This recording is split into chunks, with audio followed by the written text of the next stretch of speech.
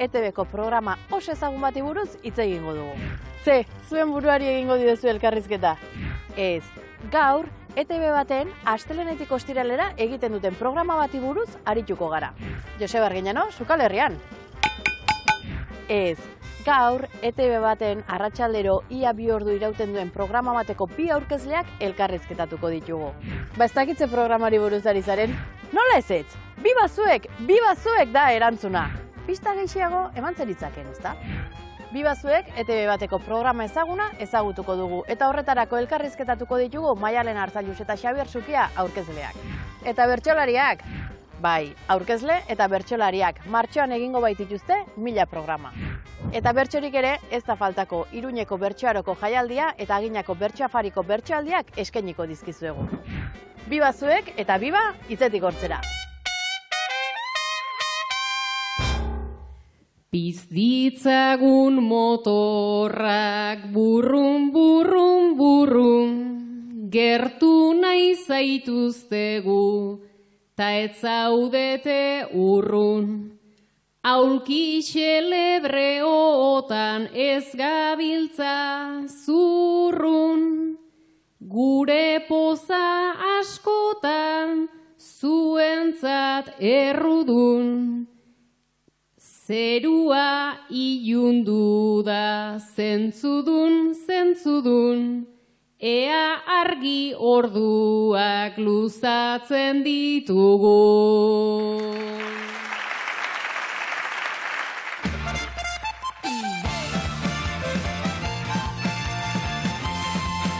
ETV-ko aurpegi ezagunak dira Maialen Arzallus eta Xabier Sukia. 5. denboraldia dute Bi bazuek programaren gidari. Martxoan 1000 programa egingo dituzte eta ospakizun bereziaren aurretik elkartu gara Bi bazuekeko 2 aurkezleekin. Maialen, Xabi, elkarrizketak egitera ohituta zaudete, elkarrizketatuak izatera? Bueno, bai, tarteka tokatzen zaigu. Tarteka tokatzen da. Bai, egia da azken aldean ohituago gaudela elkarrizketak egitera, eta nik uste errexeagoa dela. Elkarrizketatua izatea? Ez, elkarrizketa egitea. Bai, uste bai ez. Galderak egitea beti errazagoa. Errazagoa da, bai. 1000 programa egitera zoazte, zenbat pertsona elkarrizketatu dituzue? Asko. Asko! Bider zenbat. Bider zenbat. 5, botako dugu. 1000 bider 5, esango dugu. 1000 bider 5, platoan.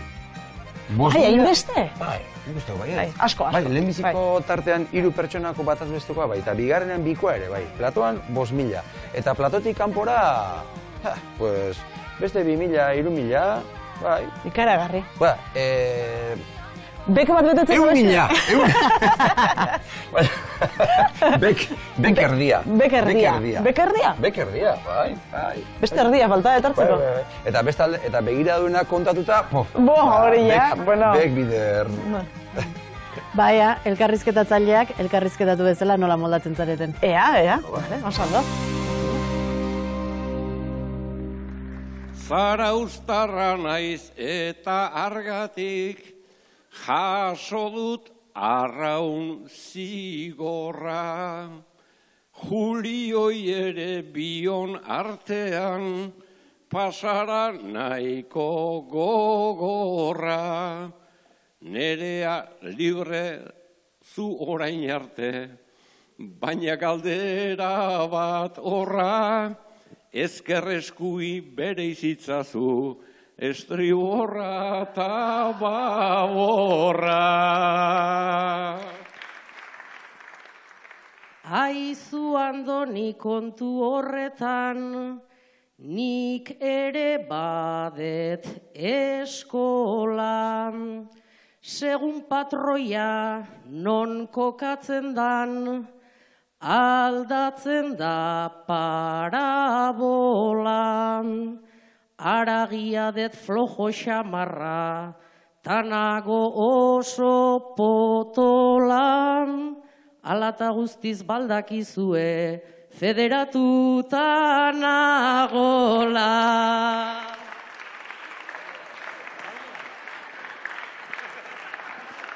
Miraririk badago, hau bai alakaina, nereak jarri baitu gaur kristona zaina,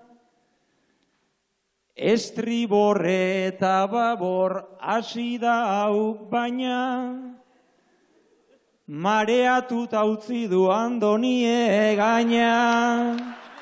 Mareatuta utzi du Andonie gaina.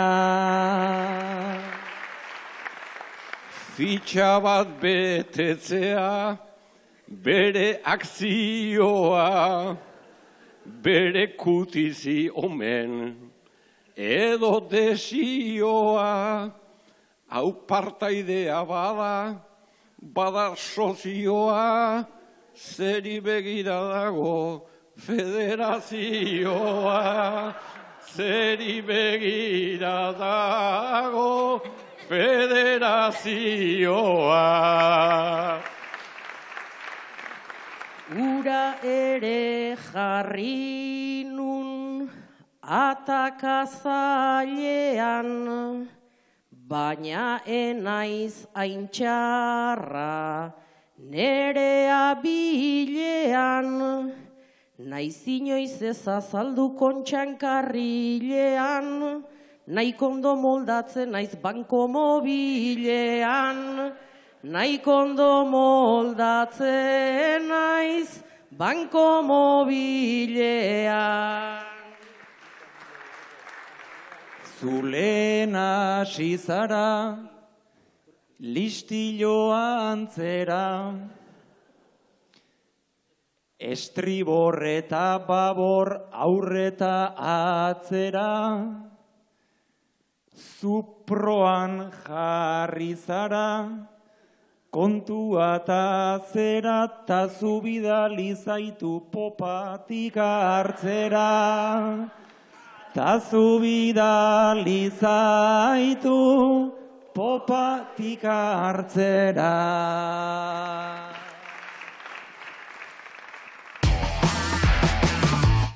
Alaia, zuk aspalditik garbi duzu ama izan nahi duzula. Eta azkenengo 2 urte hauetan, horretan zabiltza zure bikotekidarekin, saiatzen. Lagundutako ugalketan ere izena eman zenuten, baina oraindik ez da ordunaldirik iritsi. Denbora pasata, zure egoeraren berri eman zenion Sarai zure lagunari, eta orduz geroztik prozesu horretan ondoan izan duzu. Sarai, haurdun gelditu berri zara. Lagun taldeari albistea kontatu aurretik, Alaiarekin gelditu eta berari bakarka kontatzea erabaki duzu.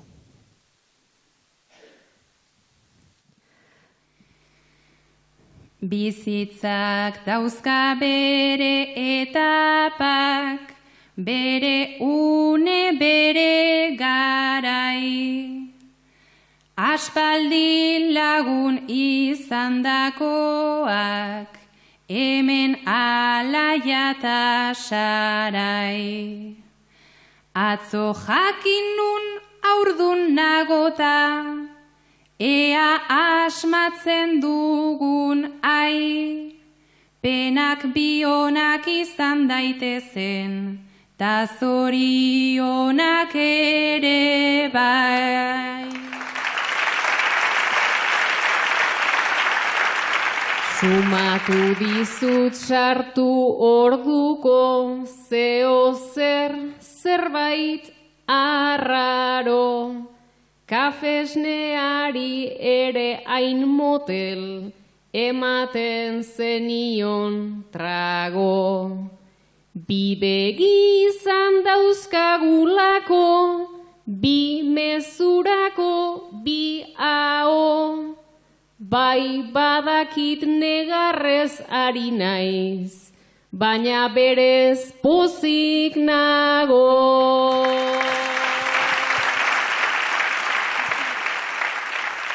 Elkartzen dira norberarena, ta gero bestearena.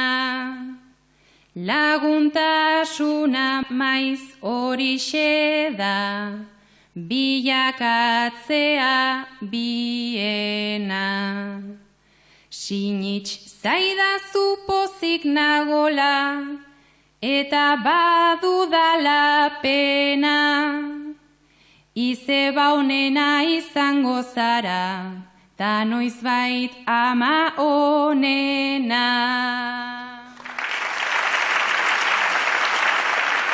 Nahi horixe dut urte luzetan egin dit tripak oihartzun, baina auskalo baote dudan hortako aski gaitasun. Eskertzen dizut eta eskatzen izeba deitu nazazun. Nik jakingo dut nola bihurtu nire inbidia maitasun.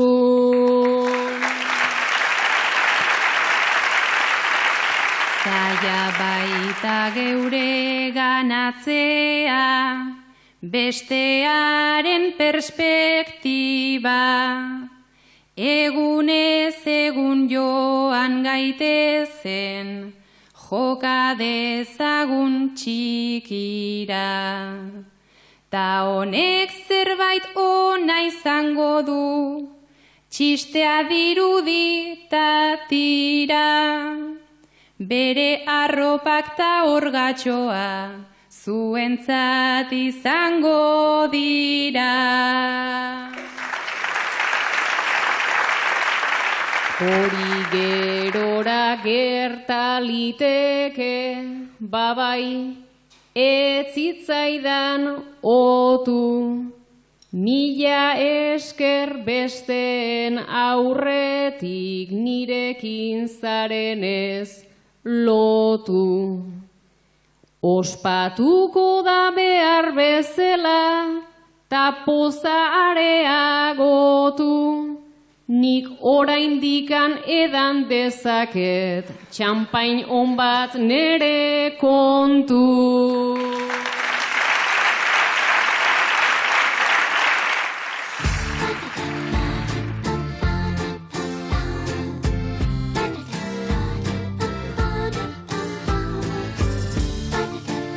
Maialen, Xabi, nola definituko zenukete gaur egun Bibazuek programa?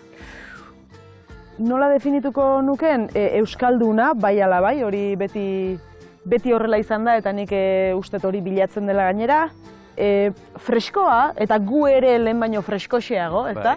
Nik esango nuke plaza libre badela, arratsaldero Euskal Telebistan 2 orduz bakoitzak barruan daukan hori esateko askatasuna ematen duen plaza libre bat, herritarrek ahotsa daukaten leku bat. Esango nuke egunetik egunera desente aldatzen dela, naiz eta estruktura edo egitura antzekoa izan, ezta? Eta ohitu zarete zuzeneko urduritasun horretara edo ez da inoiz ohitzen? Nik uste du, baietz nik oso gogoan daukat lehendabiziko egunean sartu aurretik, ni behintzat kakain da nengon lehenbiziko egun hartan. Ez genekien zertara egin doazen gutxi gora bera, ezta? Hortxe. Eta horra, askatu gintuzten, eta aurrera orain ez, hau beste gauza bada. Bai, garai bateko urduritasun hori nik oso presente daukat, oso gogoan lehenbiziko zuk aipatu dituzun garai horiek. Esango nuke urduritasun horrek engantxo bat ere badaukala, eta hori da, behar bada bertsolaritzarekin ere badauka horrek zerikusia ez da, horrek engantxatu egiten zaitu, baina gaur egun oso, esan dezakegu, oso lasai hasten garela. Eta momenturik bereziena, gogoan duzuena 5 urte hauetatikan, zein dela esango zenukete? Parre gehien egin genuen eguna, Malkotan. Eta horren neurrigailua izaten da Maialenen rimela, Maialeni hasten zaio honean rimela hemen korritzen, eta makila horak hasten direnean, eskuak burura eramaten urduritzen, eta egun batean gertatu zen, noiz izan zen hori? Hori orain dela urte batzuk izan zen, lehendabiziko orduko gaia zen, hegazkinak eta horrelako gai bat zen.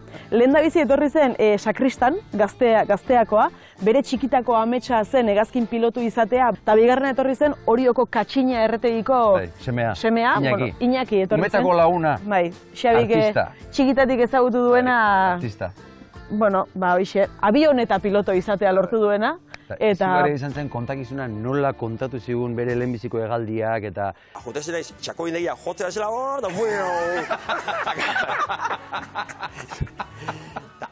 ematen zuen, ez dakit, humorezko Bai. monologo bat egiten ari zela ematen zuen. Ez zuen oso legala ematen. Bai. Oso ona parre egin genuen, Bai. eta gomendatzen diogu ikuslei, egunen batean tarte bat baldin badukazue hori ikusteko, Bai. parre Ikusi egiteko dezala. oso ederra da. Bai. Eta hasi zinetenean pentsatzen zenuten 1000 programatara iritsiko zinetenik. Bueno, nik uste dut hori bururatu ere zitzaigula egiten, ezta? Edo hortan pentsatu ere ez genuen egiten. Nik nuen pentsatzen, hasi ere egingo nintzenik. Hasiko nintzenik ere nuen pentsatzen. Bueno. Bai, ez, hori buruan ez da hartzen. 1000arena iritsi zaigu, ja iritsi da, iaia zalantzan jarri gabe iritsiko zenik. Esan nahi dut, ja denboraldi hau bagenekien egingo genuela, eta ja 1000garrena aurten dator, berehala. Eta, bueno, bai, esoteko, bueno, ondo ez da? Notizia ona. Notizia ona. Orain 2000 eskatuko ditugu saltoan. Orain 2000 eskatu beharko ditugu. Furgoneta gidari jaiz, errepartuan ibiltzeana egunero, aileitu ezinik, toki guzita, presaka, gaurko egunean. Eta gaurko egunean bizitzen den problema onditako bat, kamiluan ziklistak. Leno, gare batian, igandetan bagarri gatatzeituan, eta oain ez dakit jubilatuko jendien ordutegi goain, egunero, orduero, beti ziklista bazek.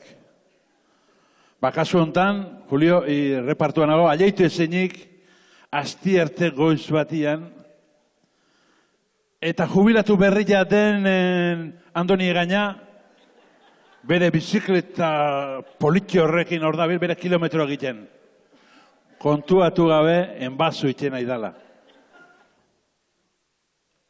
Ni banaketan nabil, zelai eta muino gaur heldu behar nuen, nik aginaraino, zukulotetak asko hortzabiltza baino, ezin altzen du nitxoin, astebururaino, ezin altzen du nitxoin, astebururaino. Lenda bizi bozina, astindu du didata gero, tipo motzak, largak ere tira. Horrein beste denbora ez tegu guztira, mapiletik hortzaika 3 ordu dira. Mapiletik hortzaika 3 ordu dira.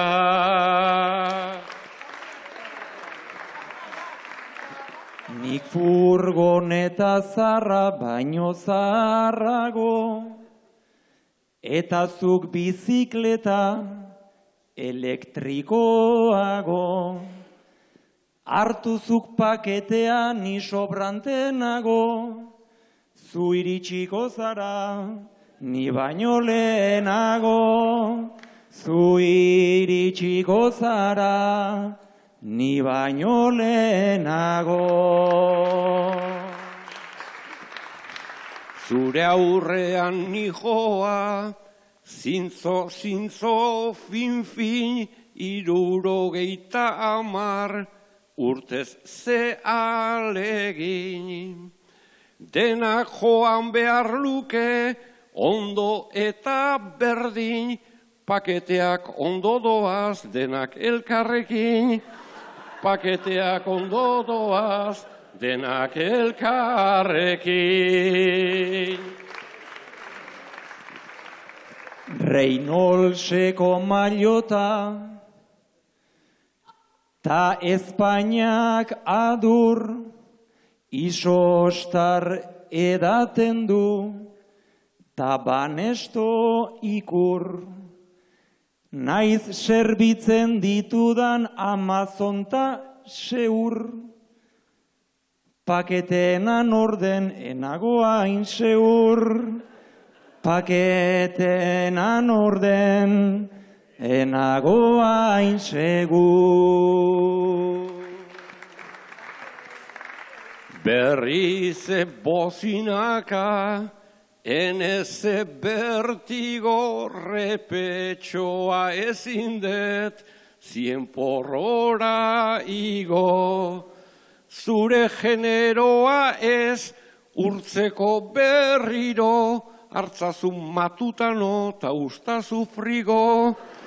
Hartzazu matutano ta ustazu frigo.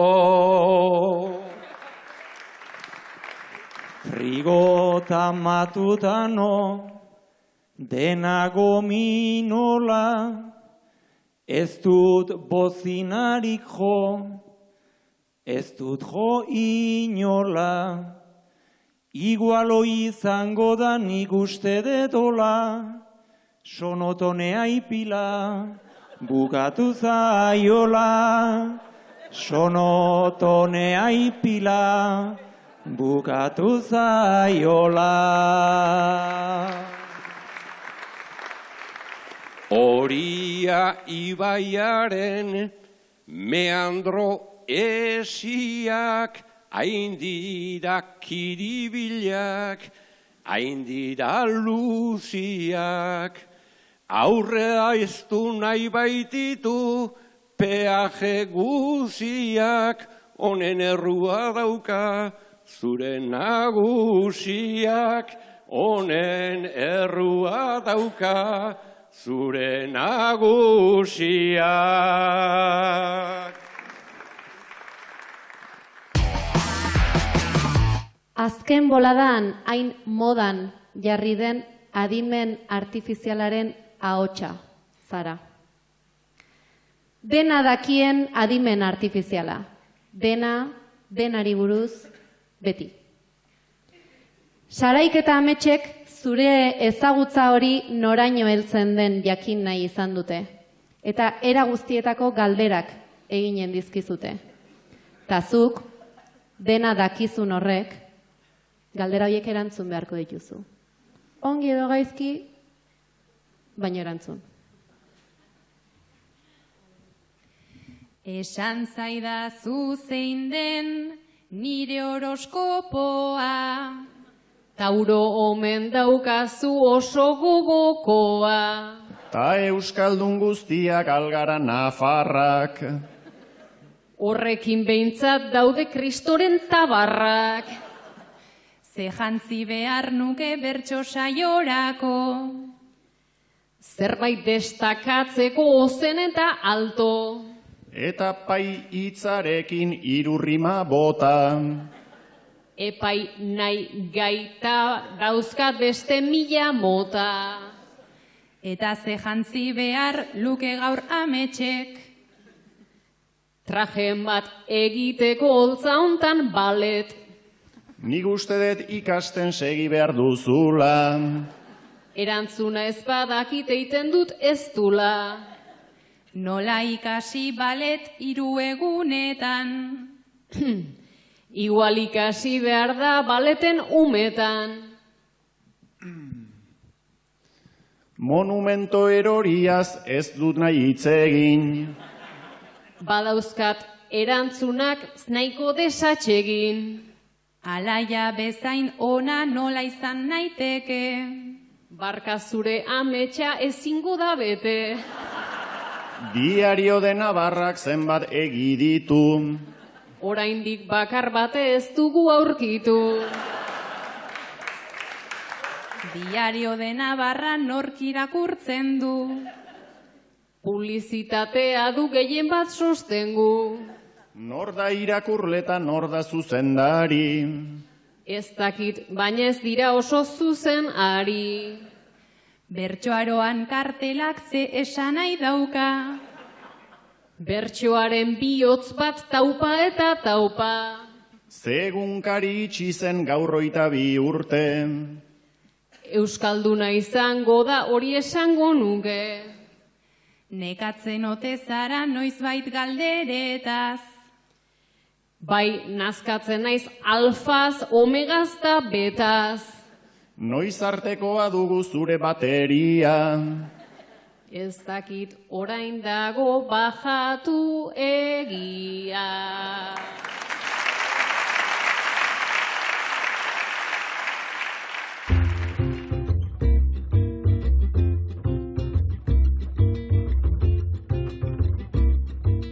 Nolakoa da Bibazueken egunerokoa? Goizeko 11:30 egiten dugu taldeko eskaleta bilera deitzen zaiona, eta hor elkartzen gara 20 piko esango dugu, 20 eta 30 lagunen artean, egunaren arabera, jende asko. Eta gero, behin bilera hortatik ateratakoan gidoi gintzan aritzen gara bazkal ordura arte, eta bazkal ostean, makillajea, arropa, gidoi irakurketa eta zuzenekoa. Horrela gainetik esan da, 8 arte. Egunerokoan gidoi bat izaten duzue, baina improvisazioak zenbateko lekua izaten du programan? Bueno, nik esango nuke improvisazioak badauka beti leku bat, baina argi utzi behar da hemen gidoi badago, gidoi zehatz badago, irakurri egiten da gidoia, dena adostuta dago, dena erabakita dago, eta gero horren gainean saiatzen gara tarteka magia pixkat egiten. Eta horiek izaten dira momentu honenak. Gero egia da, tarteka agian botatzen ditugun txiste batzuk ere agian gidoian daudela, eta gertatu daiteke gidoilariek idatzitakoak izatea, eta egia da guk improvisatzeko ala beharko balitz, improvisatuko genuke zerbait, baina ari hori beharrezkoa dugu. Gidoilariek ere lan handia egiten dute, lan oso ona egiten dute, eta horiek ere beraien errespetu bat merezi dute, eta gu ez gara inor, beraien lana goiti bera, hankaz gora aldatzeko egunero. Eskuetan daukagunak agintzen digu, eta belarriko txoriak ere bai, belarrian daukagu txori bat, pio-pio, desente txorrotxio eta asko egiten duena, eta egia esan beti laguntzeko.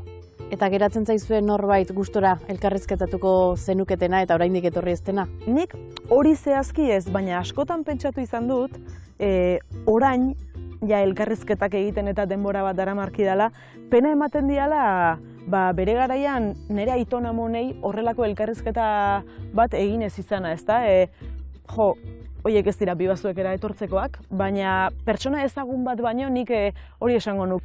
Ni Jose Angel Irigarai elkarrizketatuko nuke gustora, bai, baina ez du nahi. Itzaleko jende langilea da, itzaleko txingurriak eta itzaletan argi egiten duen jende asko dago. Eta igertzen da, bion artean duzuen kimika, pentsatzen dut elkarri begiratuta ere zuzenean gauza asko esango dizkezuela bata besteari. Bai, ezta? Bai, nik uste baietz. Bakit, Maialenen boligrafoaren mugimenduaren arabera, bakit galdera egingo duen edo egingo ez duen. Bai? Eta arnasartzeko moduan ere, bai. Bueno, gero, baukagu keinu bat askotan, adibidez, kaleko erreportaria bere lanean ari den bitartean, ezta, normalan nik egiten dudana, da edo horrela, eta horrelak esan nahi du berak hartuko duela, berak agurtuko duela, eta nik jarraituko duela, eta horrelak esan nahi du nik agurtuko duela, eta berak jarraituko duela. Nik uste dut momentu enten ez dakit mus txapelketa dirabazi igual ez genuke egingo, baina Bai, keinu batzuk. Egun batean horrela egin behar dugu. Bia batera, ezta? Bia batera utzi eta bia batera hasi. Bai, orduan zer. Ez, bai, ulertzen dugu elkar, bai. 1985 San Praskuk. Egan,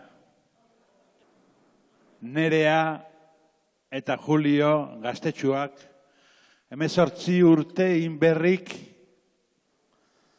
127an etorri zeate Egan ikustea. Etorri ez, bagoitzak behaldetikan etorri zeate, eta hemen ezautu zeate. Parranda pixka, dantza eta txortan egin dezue, 127an izan dua gau magikua. 2025 San Praskuk, berriz Egan. Ja zuek, edadia, bagazuek ja bilok bananduta zaute, familia aurrea, seme alabak porai, eta ez dakiz ze arrazoen gatikan, bagoitza bekontutikan, berriz San Praskut etorri zate. Eta urruti plazantzen detela, urruti behirata, hau, zertatiz nahi sonatzen mutilonek, elkarri behira. Zertaz ezautzen zaitut, nasten naiz maizena, zertatik izango den, dudan beti sena, jakizu memoria, txarreko naizena, ez dezu ba izango, Anselma izena. bide horretatikan etzabiltza ongi berrizu topatzean Eneaz ez hori lehen ere izan gendun nahikoa histori zure aldarre partoko furgoneta hori. Baizeren ta Amazon behar det mantendu, baina nik iragana nahi det nabarmendu. 85 koura ainola atzen du, ein zenidan txupoia, oaindik ez zait jendu.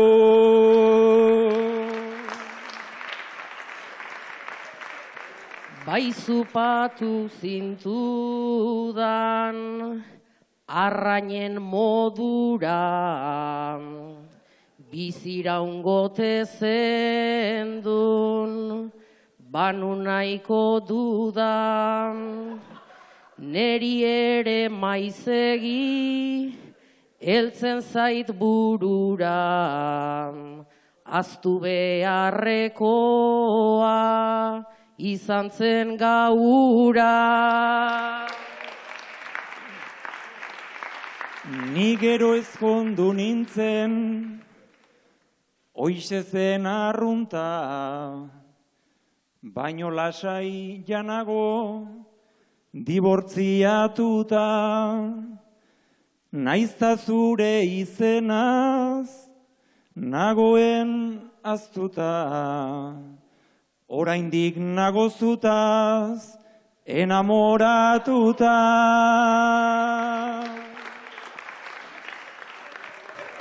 Ta alare azten dituzu izenak, kontrakoa esaten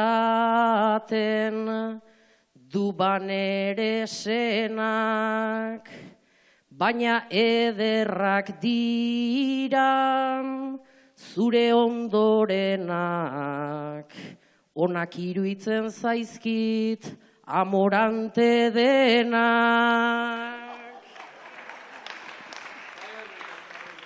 Ez dakit esan duzun, nik hori brometan, naiz eta orain moda dagon komonetan,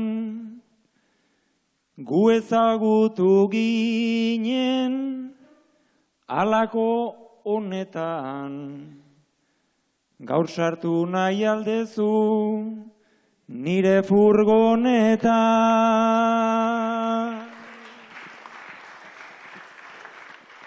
Ta horrekin agian sentitzen zera guai, naiztalen baiezkoan esan dizudan ai, bilintximitatzean besterik ez dut nahi, ni zurekin liatu, ni zurekin jai-jai.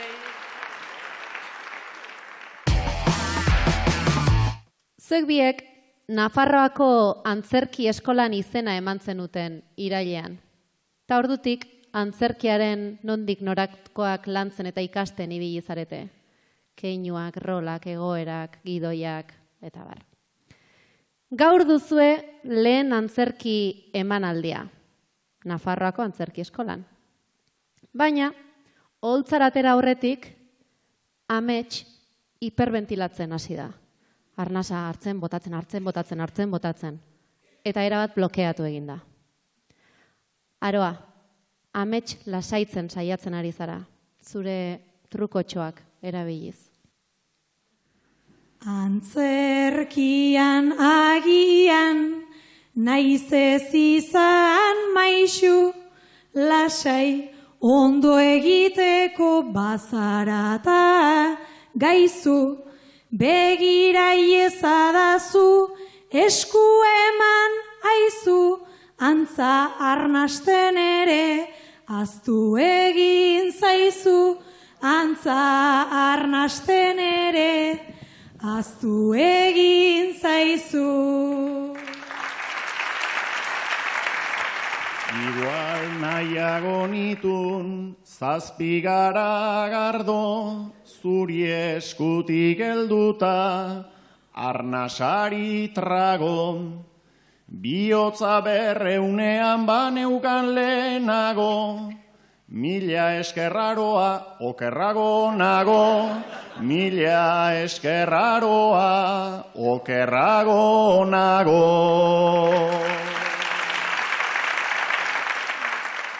Beno truko horrekin ez dute zer lortu, burua geldi dauka, gorputza gogortu, bale bak geldi irten, ideia zait otu, zuet zaitez mugitu, dena nire kontu, zuet zaitez mugitu, dena nire kontu. Nere burua bota nahi dut besagainka, alferrik nabil zure truko eiarraika. Gauz bat esango dizut klabea hori baita, lehenengo hilaratik kendu nere aita, lehenengo hilaratik kendu nere aita. Zuk izan nahi zenuen bakarrik pertsona, baina hori gertatu daiteke gizona. Hartu zazu txupito bat ta edan rona, adiskide txarra naiz, baina antzezle ona. Adiskide txarra naiz, baina antzezle ona. Ia 5 minutuan gelditu naiz kalbo, 7 litro izerdi isuri akabon. Baina hasi gaitezen baita arron horri trago, dena antzerkia zen oso lasainago, dena antzerkia zen oso lasainago.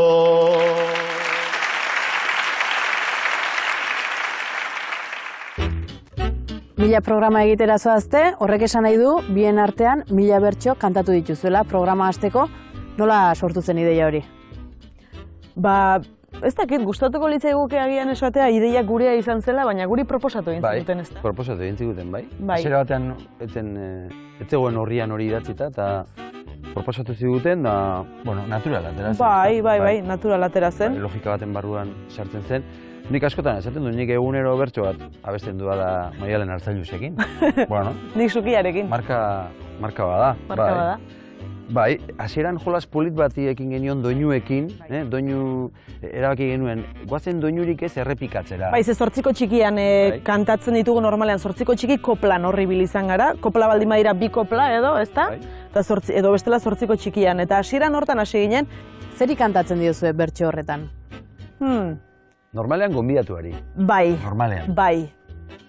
Ez baldin bada behintzat, ez dakit, inoiz edo behin, pertsonaren baten eriotza gertatu denean, aipatu nahiko genuken pertsonaren eriotza edo izan denean, adibidez, orduan gonbidatuari egun hortan bere baimenarekin lekuak kendu diogu eta agian omentxo bat edo egin diogu hildako pertsona horri, adibidez. Azkena Xalbadorri egin genion, hori da. Baina, egia da, horretarako erabiltzen dugula, Euskal Herrian erreferentea den pertsona bat joaten den bakoitzean, hiltzen den bakoitzean, eskarrak emateko, edo ura gogoratzeko. Beraz, bertso hori ez da bapatekoa. Ez da bapatekoa, ez.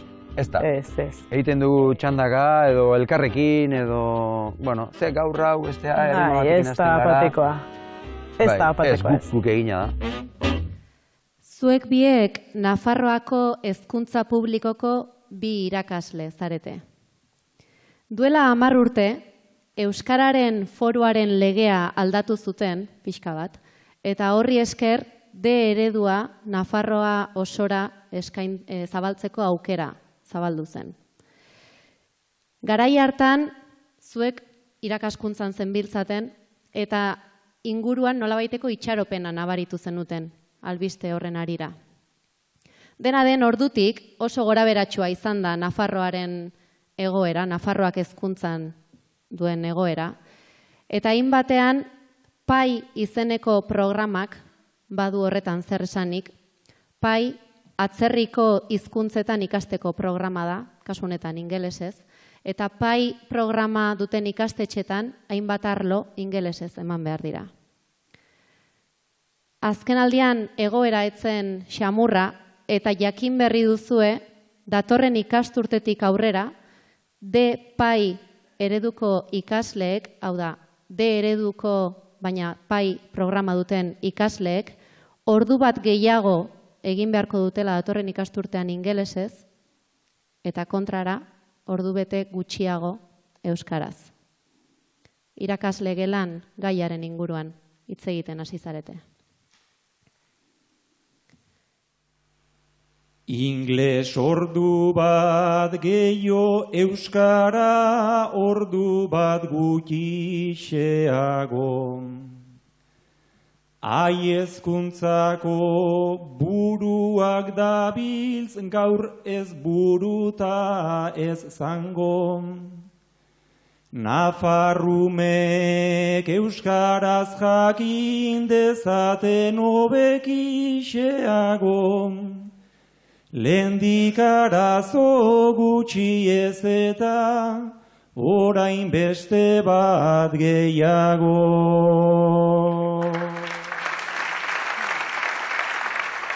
Sistema batek ez baldin badu bere oinarria erkatzen. Berrikuntza eta hitzpotoloak baldin badoaz txertatzen. Adibide hau izan daiteke, zer ari zaigun gertatzen, ba hizkuntzekin batera doaz, arazoak biderkatzen. Zenbat topiko jaurtitzen zaigu, orain irakasle hori. Baina aztugu eta euskara begira dezagun tori. Gutxiagota okerro gabiltz ta espainola dugu ogi.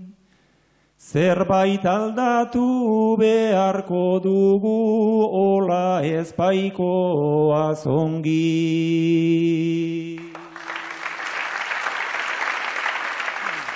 Ez goaz ongi ta nora goaz, zer nahi dugun konfirmatu. Naiz eta goiko bulego baten proiekturen bat firmatu. Eskerrak behintzat kaleak dauden, hortan nahi dut reafirmatu. Hezkuntzak ezi egin dezake, ezin du adoktrinatu.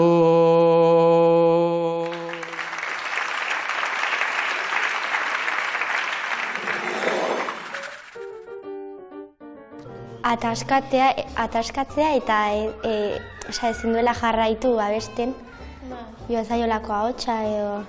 Ateratzea espenatokira eta denbora asko behar izana pentsatzeko eta gaizki ateratzea. Zaio bat oso gaizki ateratzea, bertsoak asko tardatu izana, ateratzea errimarik eta horre. Edo mikrofona erortzea edo, no sé. Poto egitea. Bai, poto egitea. Blokeatzea. hankaluze edo hankamotz edo poto ere. Bueno, igual, hau txiga gelditzen bada, edo apatean ez dula sartzen bazaio. Edo, nahi. Kateatzea kantatzen nahi dela. Hoi da. Bertso gehienetan poto egitea edo konfunditu izana. Etorti komunera joateko beharra. Osea, lo peor izin bida. Imagina, zu egoti horre gamaratik bueltan, edate oso gure, eta emote otzu jagaie eta krestontzi zelarri. Izin bida lo peor.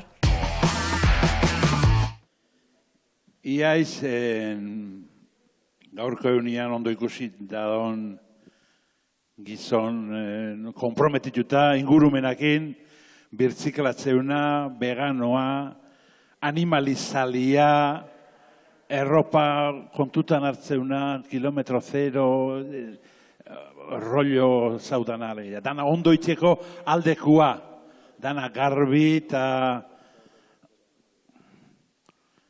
eta autuare, kotxiare elektrikua dagak, noski nola ba.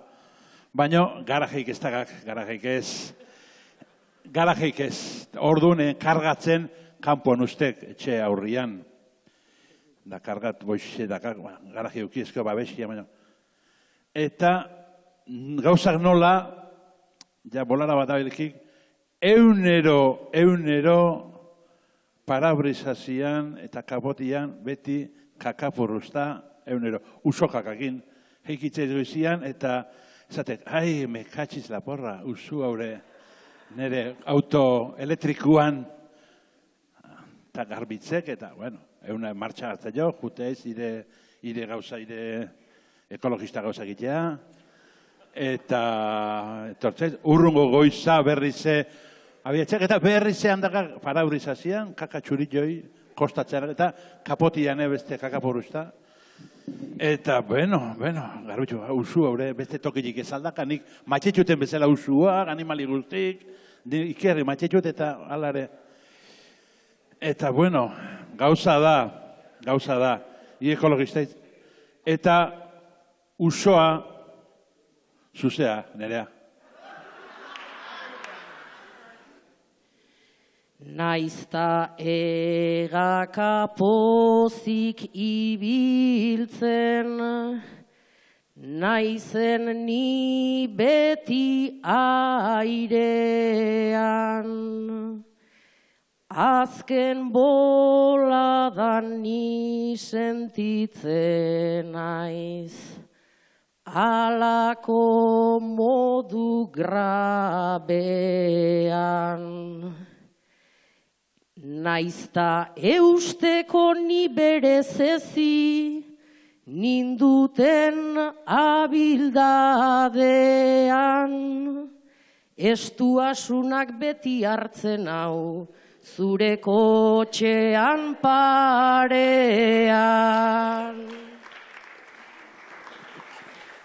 Nere bizitzan ez daukataizu, horrein beste kontra esan, nere kotxea zikin dezazun, inoiz etzabiltz perezan.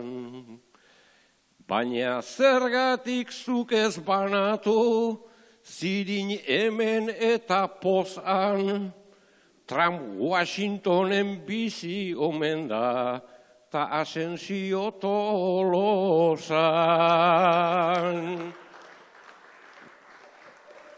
Ordea jende hori neretzat, da oso jende harina.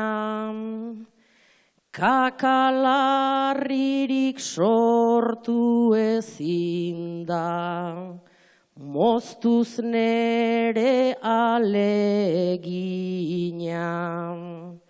Zure kristalan adorno ederran, nik egindako zirina.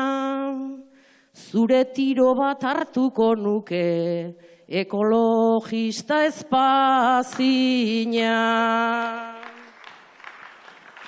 baina hain xuxen beti zirina, nora jauziko ta ona, ekologista baten zatere, garbitzea ez da broma. Portatu zaiten ni naiz persona, gogoetatzu fin ona, eta gainera lagun mina naiz, Jakoba Errekondona. Haren gainean ere ustuan, naiz ni zisternen antzera, bere kiskurren sekretua izu, hemen justu horixe da. Ni saiatzen naizik inkeririk, ez botatzeko kotxera, zure parean ere jartzen naiz, ta moitu egiten zera.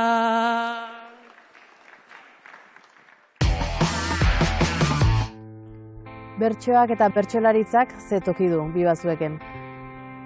Bueno, badu lekua bertsoak eta bertsolaritzak, baina nik esango nuke ez gu bertsolaria garelako edo hortik oso gertu daudelako. Bertsolaritzak lekua du, literaturak, edozein elkartek, edozein pertsonak, beste edozein proiektuk lekua duen bezala.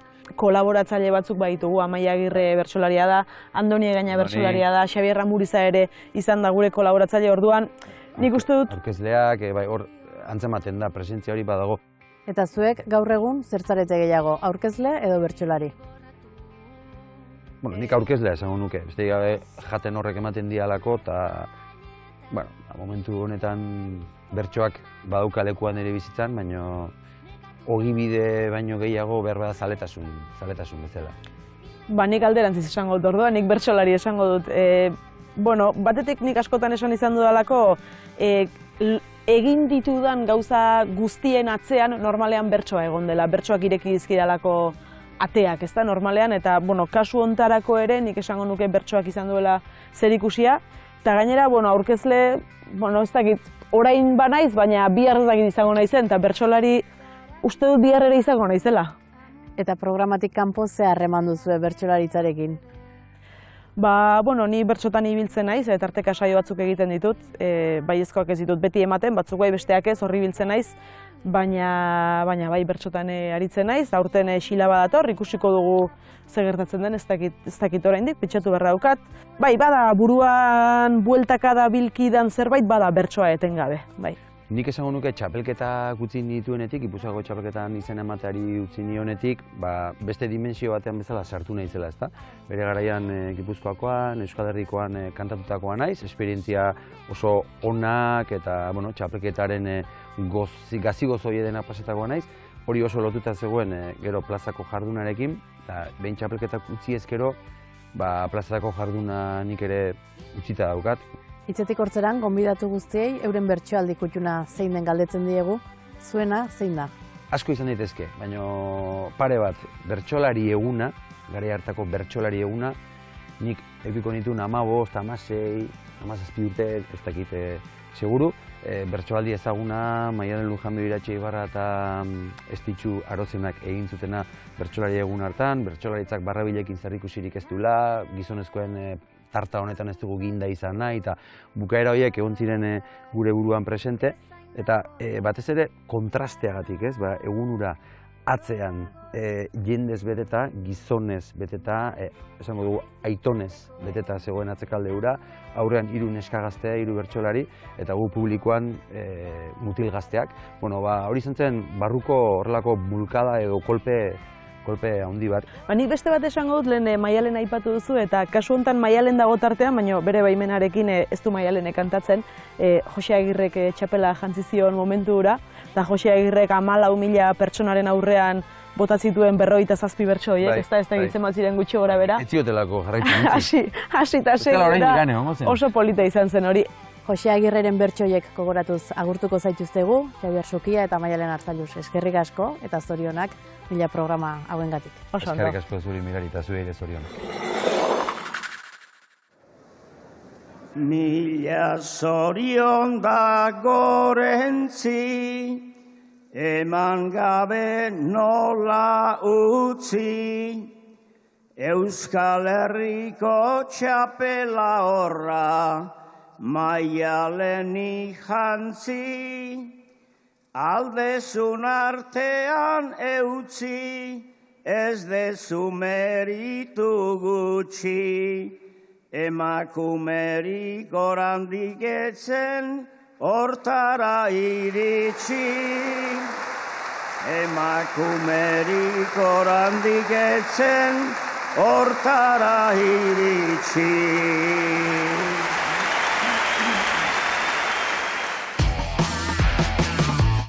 Azken hilabete hauetan, Nafarrako iparraldea Iruñarekin lotzen duen N121A errepidea maiz itxi behar izan dute, Belateko tuneletan egiten ari diren obrak direla eta.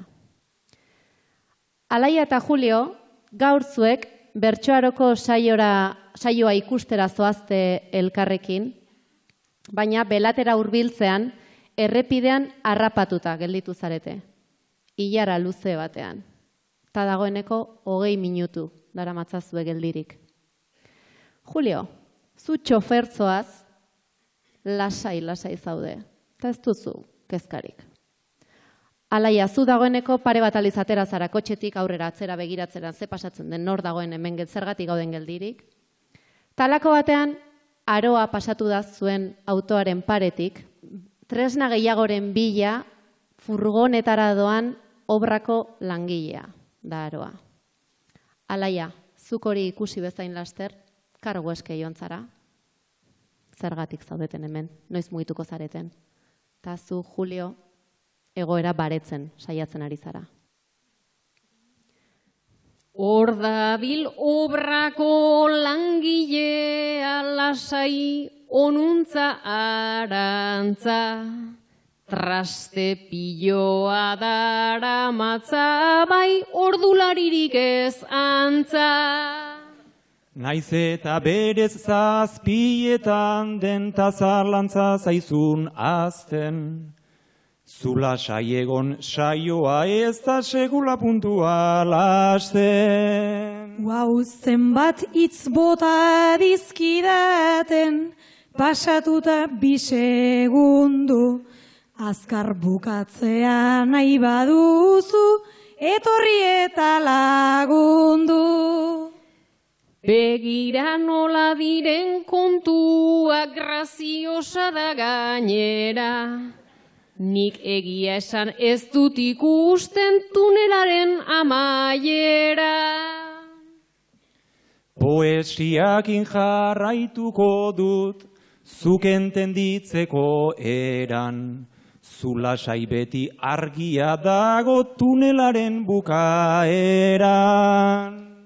Eta ez zaitezte aserretu, nik tresnak erakustean, batzuk oso pozik daude eta gulanean ikustean. Aurreratzera korrika nabil, gero berriz ona ara, pausoak zuzen egin banitu, heldutanengo keia da.